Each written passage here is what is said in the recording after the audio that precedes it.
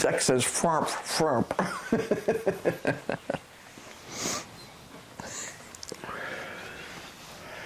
Windy.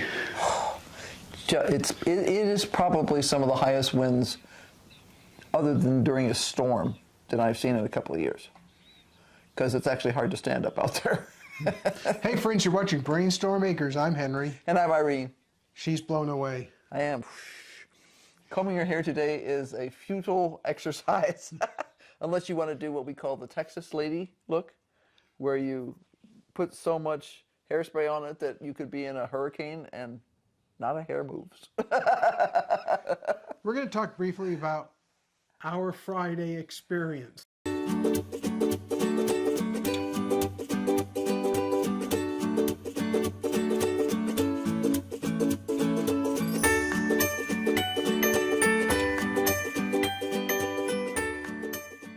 Yeah, it was quite the experience. We got up in time, we got our showers, we both had regular doctor appointments with our primary care physician, and Jack had a visit with the vet to get his heartworm, because it's that time of year when you need to do the recheck on that. And yeah, started out good. Well, for those of you who have paid attention to us and rodents, a mouse, one mouse, chewed one wire, which chose to break once we get on the interstate. Now, this is a super common problem here. I would say, in general, most of the people we know out here spend $1,000, $1,500 at least once a year, unless they're very lucky, with rodent damage in their engines. So rodent damage happens, and I suppose we shouldn't be terribly surprised by it. I was a bit irritated.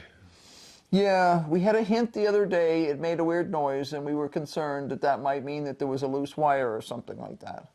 But it didn't show up again, so we would have to schedule it in for the mechanic. Right, and it's one of the, as anyone who's ever dealt with cars knows, intermittent electrical problems are a nightmare.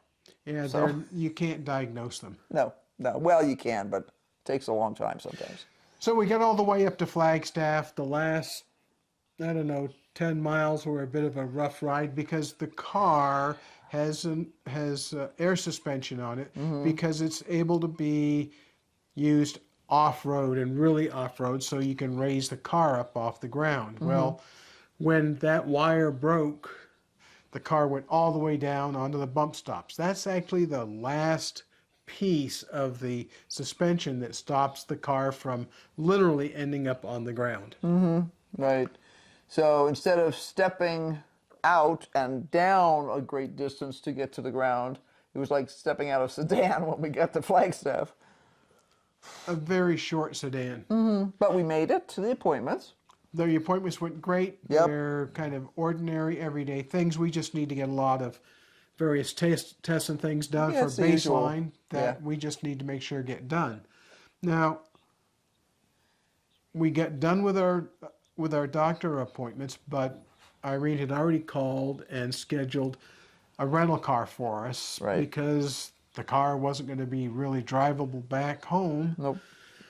So she took a taxi to Yeah, he got me an Uber, and I went over to the rental car rental place. car place, picked up the rental car, Came back. came back, picked him. AAA had already towed was on the way of towing the Rover back to Ash Fork, and then we made it to the vet in time for Jack's heartworm test.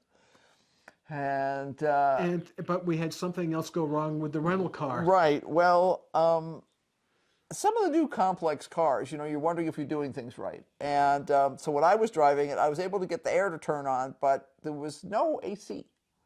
And it was hot yesterday. It was really hot up in Flagstaff. Well, there was AC. It was blowing hot, though. It was blowing really hot air. hot. It was like you had the heater on in the middle of the winter, which would have been great, say, 2 or 3 months ago. But it was hot in there. And it's a black car. It was a, no, it actually... That was a silver car. But it felt like it was a black car. And So long story short, we turned it took back in. back. Yeah, we had to go back. Well, he called them and said, well, there's something wrong with the AC. They said, bring it in. We'll take a look at it. And I rolled in and said, hey, no AC. And they're like, really? We're like, I'm not making it up. I said, I even pulled out the owner manual just to make sure there was no secret button that we didn't know about on this. And no, there was no secret button. It had no AC. And then as we had changed cars, and as I'm walking away from the car that we've just deserted, I look back and there is a nail in the driver's side front tire.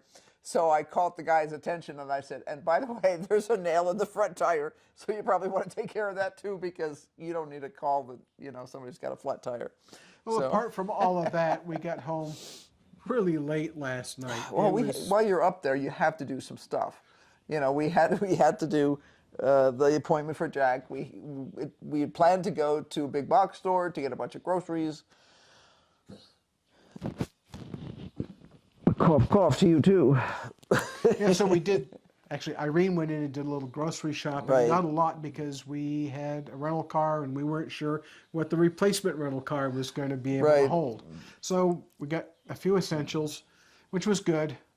But we didn't get home until quite late. Oh, by the way, Friday was also the commencement for Northern Arizona University. Right. Well, which it's is a commencement large- weekend, so the place is crawling with families, half of whom are confused about which way they're driving, and the other half of whom are driving too fast because they think it's like L.A. or something. So it was a real zoo. The roads were a disaster. Yeah, it can be a disaster there on Fridays anyway, because people will come up from the valley for the weekend. But it was a bigger disaster than usual. But we get out of Flagstaff just fine with the replacement rental car for the replacement of our personal car. Yeah. And we got down to Ash Fork late. Yeah. Originally, I thought to stop and check to see what the menu was at the ranch house after their big Hoopla. facelift. Yeah. Right? Too late. Yeah. I was just We were not beat. up. If somebody had growled at me, I would have gone to jail for hitting them at that point.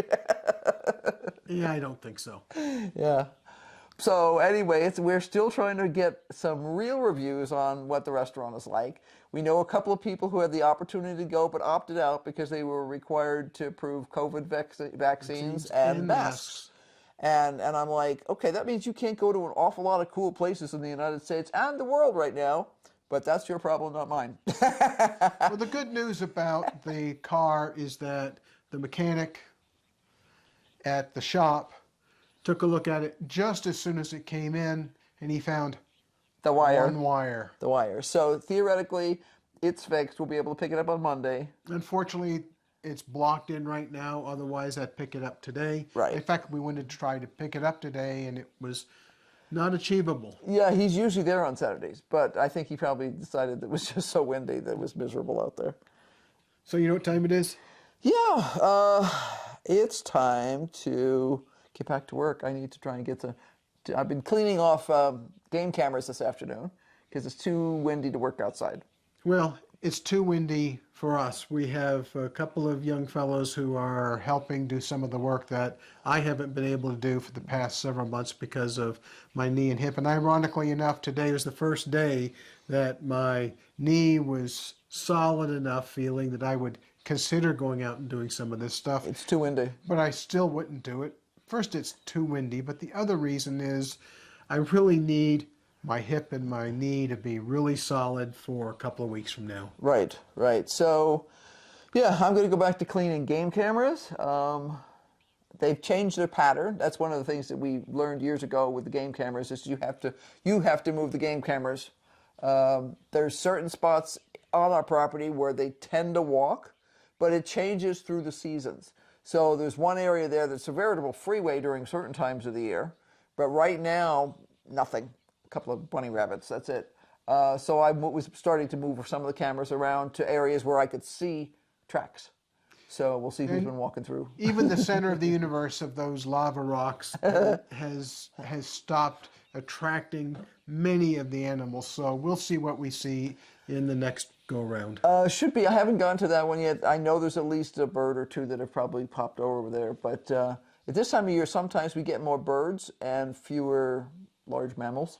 So we'll see. And there's always bunny rabbits popping around.